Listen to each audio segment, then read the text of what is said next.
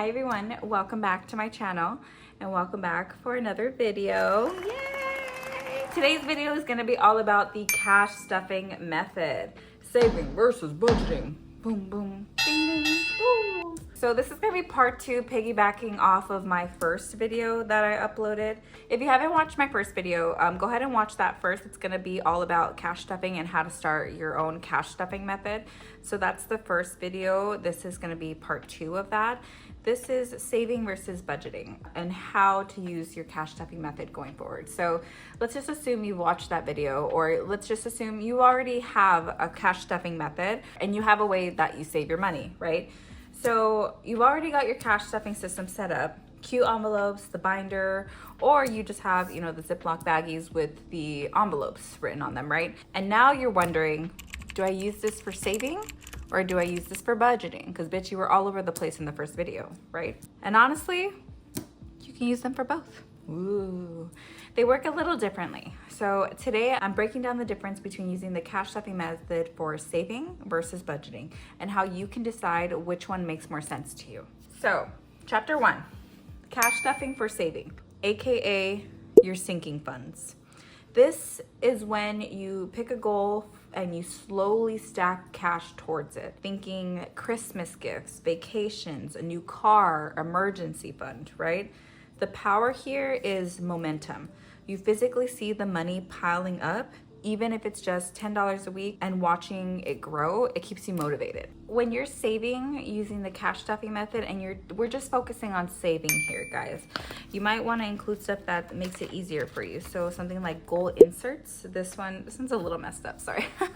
But this one, goal inserts, they're inserts you basically put into your envelopes, so that way it reminds you of how much you're actually going to be saving in that specific envelope. So if you have a binder and you're just doing savings, that's something that can maybe help you out. Or if you buy these custom made envelopes, maybe you can have it written on the bottom here. Like let's say this says Christmas and goal of $2,000. Some people make envelopes that it's written on the envelopes rather than putting another insert inside.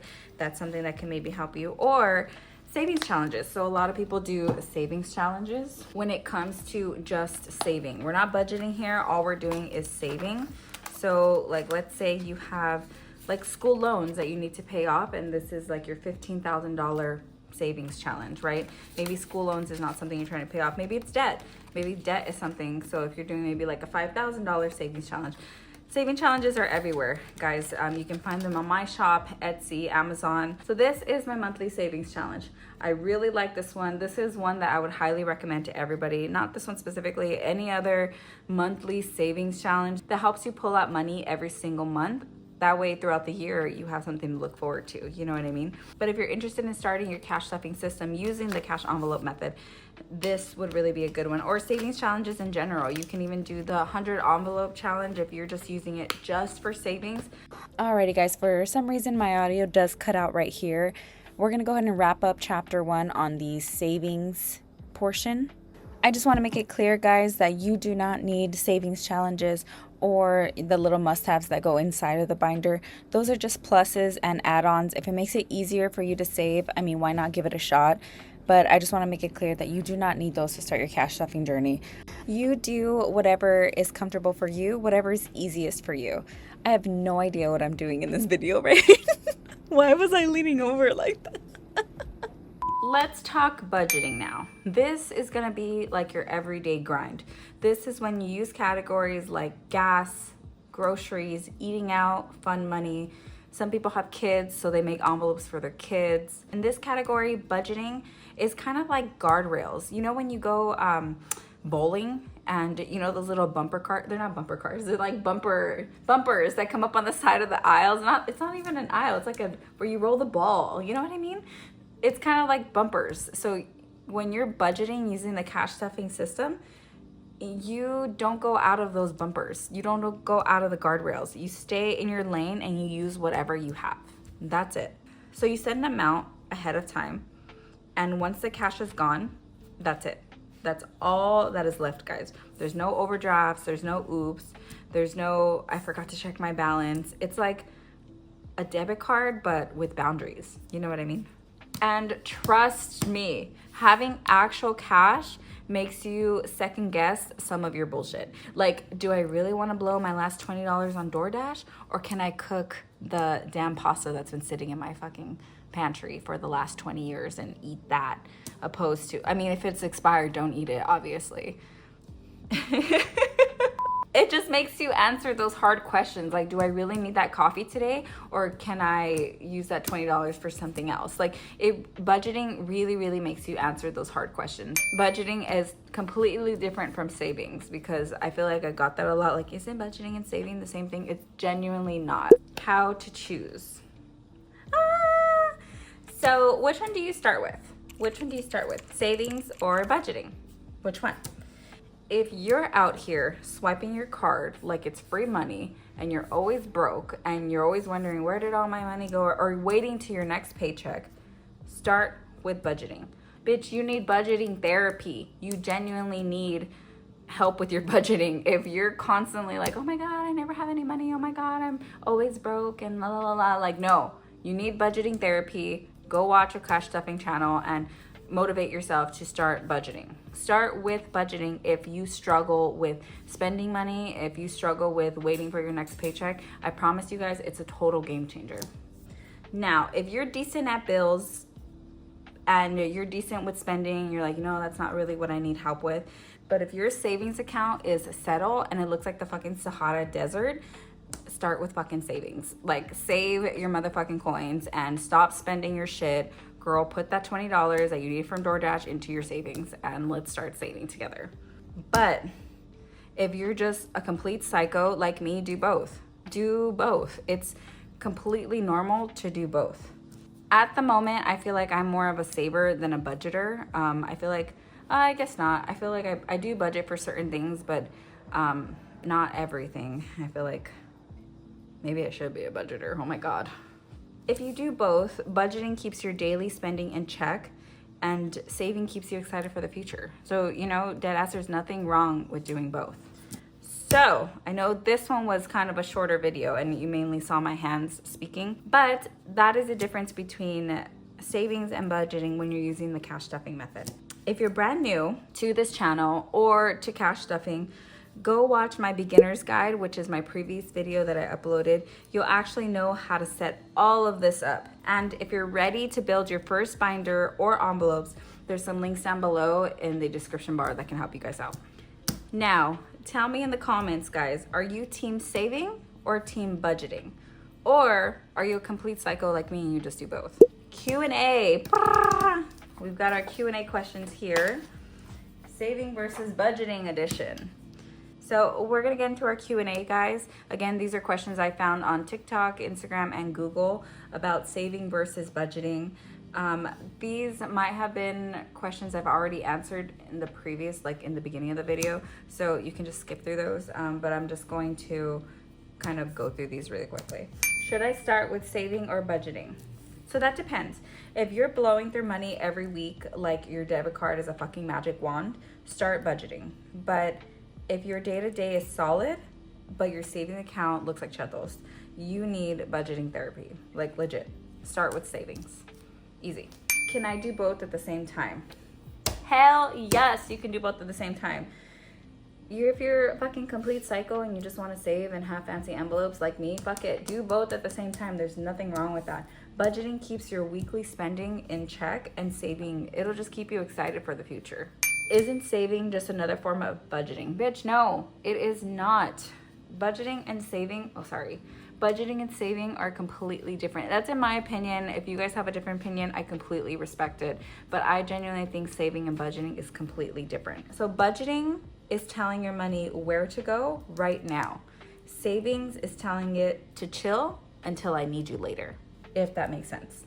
So budgeting is today you, and savings is future you. Both are important. I mean, unless you enjoy future you being pissed all the time. What if I don't have money for both? That is a great question. That is such a great question. Start with one. Even $5 a week is enough to build a habit. Pick your biggest pain point. If you're overdrafting, start with budgeting. If you're never prepared with birthdays, trips, emergencies, or your savings account just sucks, start with savings. I'm gonna give you guys some tough love. If you really truly can't stretch your money, maybe it's time to add more income. Side hustle, overtime, a second job, whatever works for you. Because if you want financial freedom, sometimes you gotta make more room in the budget and not just cutting things out. I know nowadays there's, like DoorDash or Uber Eats. Maybe you can even start a YouTube channel. You don't even have to show your face. Guys, I'm here half the time and I don't even show my face. Share your cash stuffing journey. Say like, this is me starting my cash stuffing journey. Look at my Ziplocs and show the progress of you transforming to a binder or getting envelopes or whatever it is that you're passionate about. Do that. You don't have to show your face online, but you can generate a little bit of money from it. How do I balance both without going crazy? Keep it simple. Don't try to stuff 20 categories. Start with 3 or 4 for budgeting and maybe 1 or 2 for saving. Just build from there. The goal is progress, not perfection. And if anyone else says anything different, then they can fucking mind their own business. How is saving through envelopes different from a high yield savings account? So this is a question that's asked a lot. I think I've answered it in my previous videos. So a high yield savings account is amazing, guys. It's amazing to have. If you have a high yield savings account, good for you. I have one as well, but my envelope savings are completely different from my high yield savings account. This is just my opinion, okay? I respect everybody's opinion out there, but to me, a high yield savings account is for a new home, for a new car, for something that you don't foresee happening in years and years ahead. Because with certain high yield savings account, depending on which bank or branch you use, you have to basically sign something that says you can't pull money out without getting penalized. There's only so many transactions you can make without getting penalized. So I would definitely just leave that alone. Deposit your money and just leave it alone. So like, let's say I started a savings account, or I started saving for Christmas in February. But if I want to put that in my high yields, I have a high yields that I'm not supposed to touch for about like 2 years. I think it was like 48 months or something like that. If I wanted that money out for Christmas, I would have to pull out that money from the high yields and suffer a penalty for that. So that is the difference. One, you have your money. You can even start a regular savings account with that money that you have in your envelopes. Leave your high yields alone. We're not trying to deal with that. We're not trying to create you having more money to pay at the end of the day. Like if you get a penalty, they're taking that out of the money that you just saved. We're not doing that. Or they penalize you, just they charge you maybe. Everyone's different, but I would recommend a high yield savings. Stay away from my envelopes. Envelopes are for yours or whenever you need them, like your car registration. If you're saving for that, that's something that doesn't have to be in the high yield savings. If you are saving for a new home, I definitely would recommend you put that in the high yield if that's something you see going to the future. If you don't, and you're gonna do it within like a couple months, there's no harm in putting it in envelopes. You already have it in cash anyway. So I think that's the difference. You guys can come for me in the comments. If you do, please be nice about it. But that's the difference to me. I have one, but I also have saving envelopes. So I'm that psycho that does both. What if I have money and end up spending it anyway?